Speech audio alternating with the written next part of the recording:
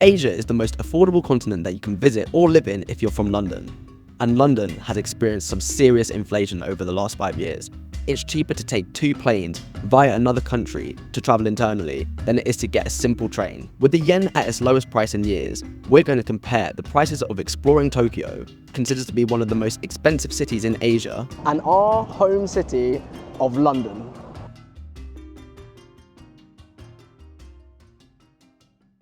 We're here at Shinkansen, ready for some ruthless Japanese efficiency on these bullet trains. Oh wait, nah, our train might as well be in London.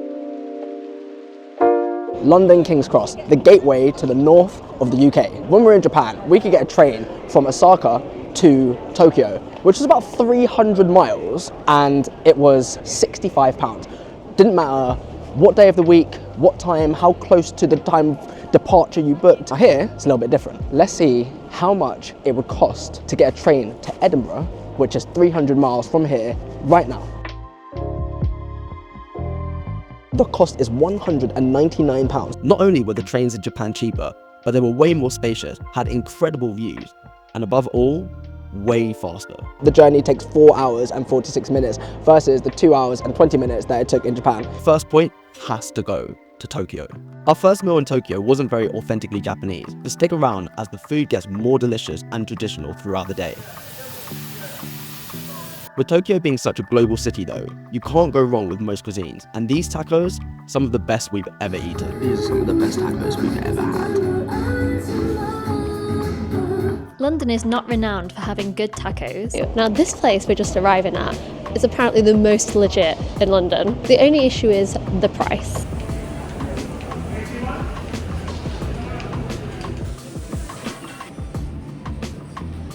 We got 4 tacos, 2 al pastor, 1 asada, 1 chicharron.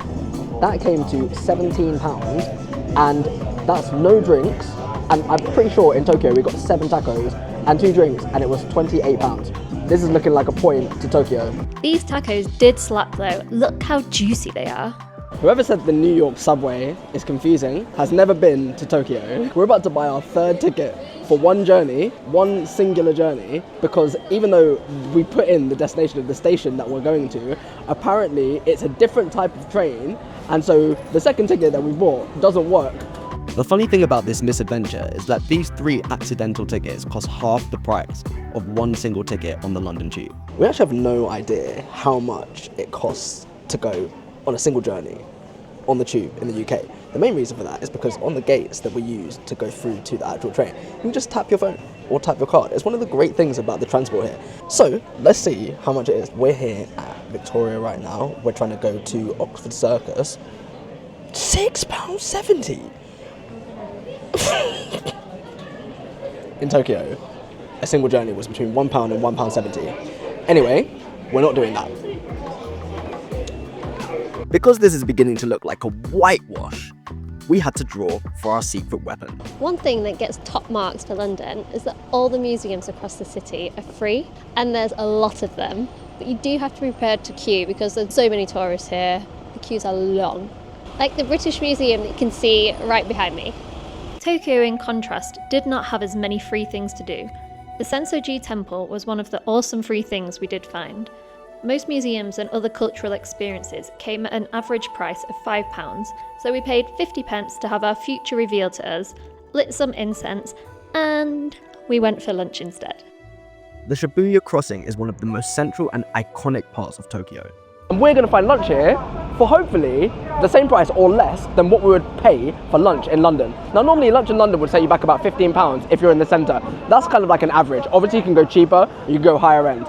Let's see what we're going to get here at an average range of price. Sushi on a conveyor belt is the quintessential Japanese experience that most visitors to Japan expect, and we're no different. This place was a 5-minute walk from the Shibuya crossing, and it definitely passed the vibe check, and our ordering very quickly got out of hand. We just went a bit crazy and ordered 10 different plates of sushi, so we're expecting the bill to be a bit higher than we first wanted it to be.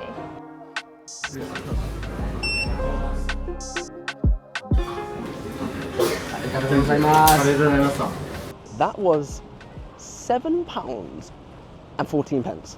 Now, we can go to some really bad sushi places in London. I'm talking like Yo Sushi, just a random chain, or like Itsu, one of these ones. And one small box of sushi with nothing else will set you back the same amount. We just ordered whatever we wanted. We're pretty full, got miso soup and all sorts. Sushi, particularly good sushi, is notoriously very difficult to come across in London. So we're here at Kulu Kulu, which is one of the only conveyor belt spots we were able to find, to try and get some good sushi. Now remember, in Tokyo, we got 10 plates of sushi, really fresh, delicious sushi, and miso soup for £7. Surely we can get a little bit. I have faith. We're gonna get a lot for £7. The sushi here was definitely the best we've had in London, and being a popular lunch spot, we expected some delicious prices. Plates started at £4, and this plate cost us £6. Absolutely fuming. Now, I know what you're going to say. You're going to be like, oh, well, of course sushi is way more expensive in London than it is in Japan because it's locally made. Fine. We thought about that. We got that covered. So we're on the way to the pub. We got that huge beer and a tasting experience of sticks of meat. And I reckon that's about equivalent to getting some pints in the pub and getting a few snacks, scotch eggs, all the favourites. What's the price though? That's all we care about. What is the price? Before we get to the pub, let's look at Tokyo's casual drinking scene that we just mentioned. Yokocho, which are narrow alleys with tiny establishments selling beer and food, are hugely popular in Japan. So we went in search of the perfect spot to immerse ourselves in this experience. We found a spot in this cool alleyway. They've got beer. It's a big beer. It's over a pint, and we're sharing it. We've got these 2 cute little glasses. It's like 2 of my head. It's also meat. Apparently that goes with it. We don't know what we're getting. Homeboy said, trust me, it's beef. Arigatou gozaimasu. Trusted him. Trust the dude in the alleyway. That sounds nice. It's really soft. So soft. That's nice on it. The sticks just kept coming and coming. We must have had at least 4 each in the end, but the dude was hella safe and the vibes were immaculate. No idea how much that beer was because the whole thing was £17, but we got 10 sticks of flame grilled meat that was delicious. I like 3 pieces of meat per stick. Like, it wasn't just a measly amount. It was so good. So good. Using basic algebra, which is neither of our strong points, obviously the beer must have been like £2-3. Back in London, we tried to replicate a similar experience at one of our favourite pubs. Now, being cooked meat on a stick by a stranger in an alleyway isn't common in London. But these bar snacks are, and so are these drinks. The 2 snacks and 2 drinks came to around £23. So we're going to do something a little bit controversial and mark this round as a draw.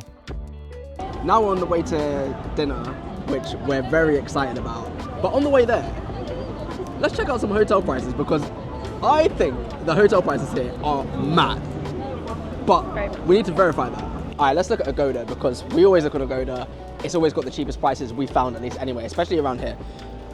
So Shinjuku, that's near us right now. 4-star and up because, you know, we like a little bit of comfort.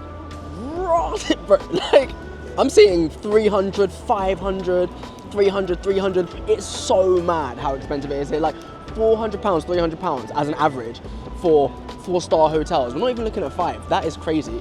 Let's look at London. And this is for tonight, by the way. Want to make sure that it's fair. Now this is what I'm talking about. 76 King's Cross, you know. That's about as central as you can get. But let's go Leicester Square, just to make it a little bit more like around here. 215, okay, 275, 300, 29. There's a few things that are bringing it up to the 300s, but generally that is a lot cheaper.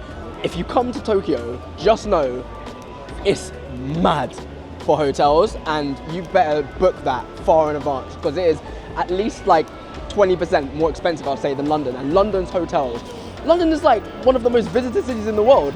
Queen, King, Buckingham Palace, all of that thing. Now, we already covered in our last video that Japan is way cheaper than the UK for clothes, but we decided to reopen that wound for the content. Is this a joke? This is the last time you're going to see us in a clothes shop because I am actually genuinely enraged by what I'm seeing.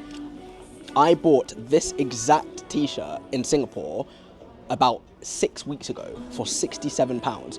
It is £45 here. No sale, no nothing, that's just the price. It's time for one of the highlights of our whole trip to Japan, a teppanyaki tasting experience at one of the coolest and most intimate restaurants. Let me walk you through it. A selection of cured meats and fish. This guy here is basically just slicing onion to show off the sharpness of his knife. Champagne, of course. Salmon, flame grilled with a portobello mushroom sauce. I don't even like mushrooms, and I still dream about this dish. Baked oysters. Never had oysters in this way before. Perhaps prefer them raw, but these were still delicious. And then there's this. Excuse me, hi. Yeah, good thanks. How are you? Good, thank you. Do you have a teppanyaki experience here with Yeah, like we the? And do you know how much that is for like the set menus? Yeah, 150. 150. Yeah. I struggled to keep a straight face at 150 pounds. Anyway, presenting the ultimate flame-grilled A5 Japanese Wagyu.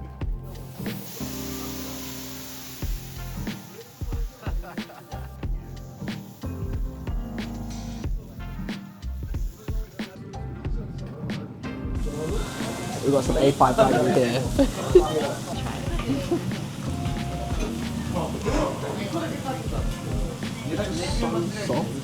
How dare you?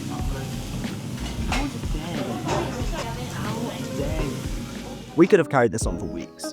We went to department stores and saw Dyson hair dryers for 40% less than the UK. Clothes shops, cocktail bars, Disneyland, Osaka, no matter what we threw in, Japan is way more affordable and even more fun than you probably think. We're spending 3 weeks exploring some of the most expensive but culturally unique cities in Asia. We'll be immersing ourselves in everything that they have to offer, eating, drinking, and endlessly exploring without breaking the bank. If you like the sound of that, hit subscribe to come along for the journey.